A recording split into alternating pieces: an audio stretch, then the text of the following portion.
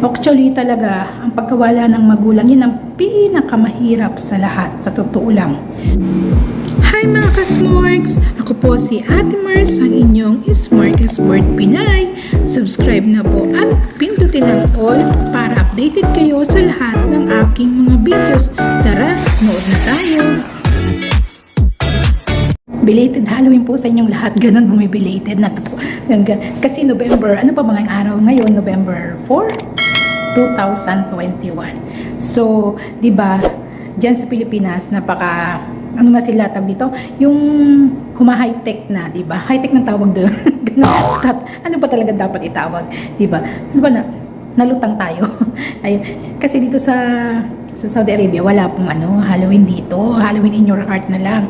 Although sa ibang parts ng Middle East, mayroong mga gated community na napabalitaan ko, nagse-celebrate sila.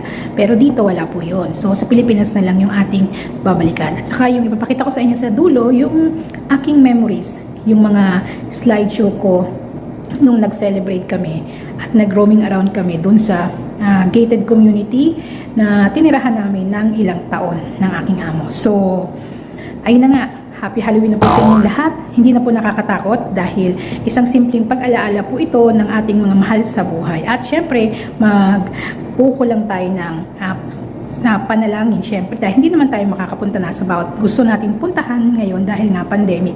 Dahil pinagbabawal nga yung pagpunta na sa Pilipinas. Pero dito talaga, wala talagang pinupuntahan talagang ganung lugar mga kasmates. So yung mga OFW na pupunta dito sa Saudi Arabia, wala, expect po kayo wala. Sabihin na nga talagang syempre kasama naman talaga na wala po talagang ganun. So expected yun po ulit, di ba?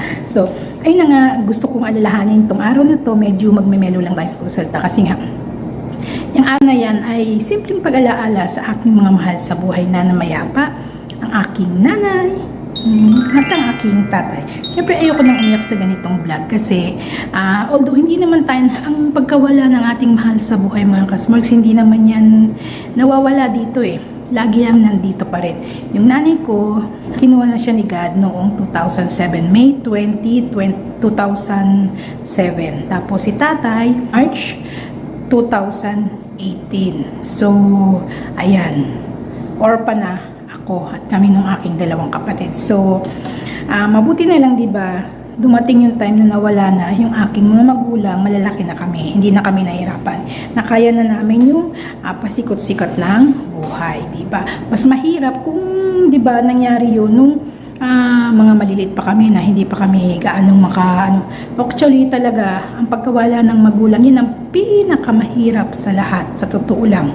Kahit na matagal na, pag nakikita mo yan, hindi mo pa rin talaga maiwasang maalala, maiyak ka. Yun, talagang ayokong umiyak. Alam mo yun, sabi ko ayokong umiyak pasaway, di ba? Hindi natin maiwasan na hindi tayo di ba? Hindi natin maiwasan na hindi tayo malungkot, mag-emote, mga alala yung mga happy thoughts, kasama mo yung nanay mo, yung tatay mo, kahit meron kayong mga pinagdadaanan, mga problema, pero nananatili yung memories doon sa puso natin. Kahit siguro mo 2007, hanggang ngayon, pag nababanggit pa rin yun, masakit pa rin dito, syempre. Lalo na nung kapag abroad ako, hindi ko siya naiparana sa nanay ko yung lahat ng, yun talaga yung pinaka-regrets ko kasi hindi ko naiparana sa nanay ko lahat ng mga kasaganaan na meron ako. Hindi naman ako super sagana, pero di ba nag-abroad na tayo kahit papaano, hindi na tayo katulad ng dati na sobrang hirap sa buhay, kahit papaano meron na tayo. Ang naparanas ko yung tatay ko, kaya doon ako bumuelo sa tatay ko. Pero ang nanay ko talaga, ang lahat naghirap sa amin na ang tatay ko syempre, pero may time naman na ganun, di ba, ang nanay talaga yung nagiging provider.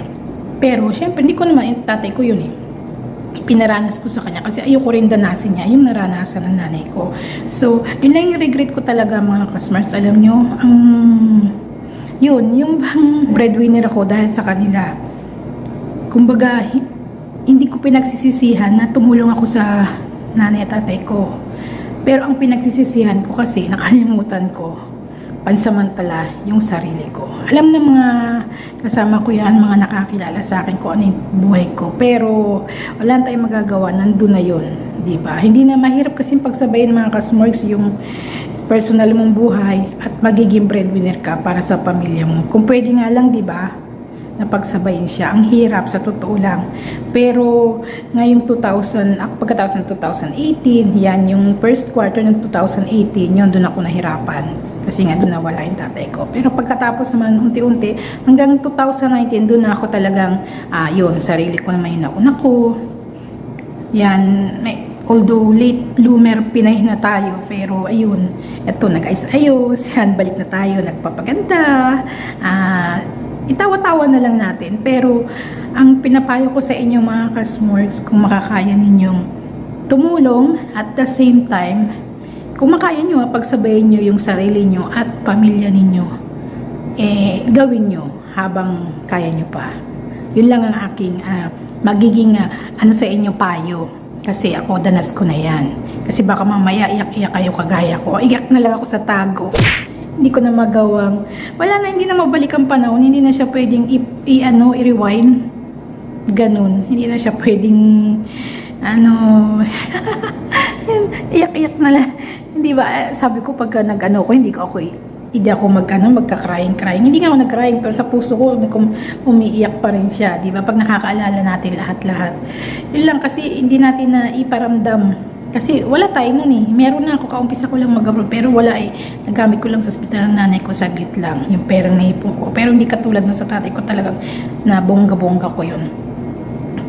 Yun lang talagang regret siguro, kaya hindi ko pa hanggang ngayon masakit pa rin pag naalala ko nanay ko.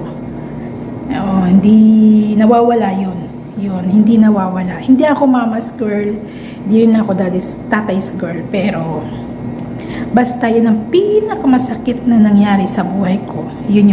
Meron pa bang masasakit? Sabi nga nung meron ko isang vlogger na pinanood, si Angelica Jane Yap, yun yung tungkol, sabi niya, ang pinakamasakit na sa lahat ng masakit ay ang mawalan ng magulang. Wala nang pag naranasan mo na yan, lahat ng sakit makakaya mong tiisin kasi yun ang pinakamasakit eh.